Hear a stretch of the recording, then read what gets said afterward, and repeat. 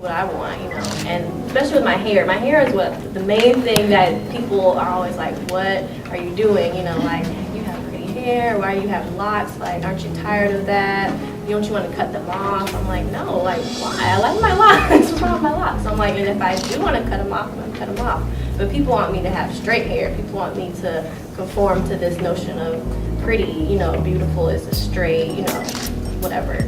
So I delight in when people are like, you know, why don't you do this? Why don't you do that? And now people are like, oh, I love your locks. And now people are like, oh, I want to get locks.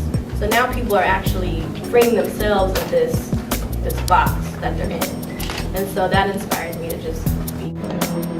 Now, for anyone who has seen Emmett Till, for anyone who is remotely familiar with what that is unfathomable that someone would say that, would first of all make that comparison to like intimate, like interpersonal relations, and to use that individual, that incredibly like weighted and just traumatic incident as a parallel. There are people at this school who didn't know who Emmett Till was, people who couldn't be upset because they didn't know, and that didn't happen that long ago.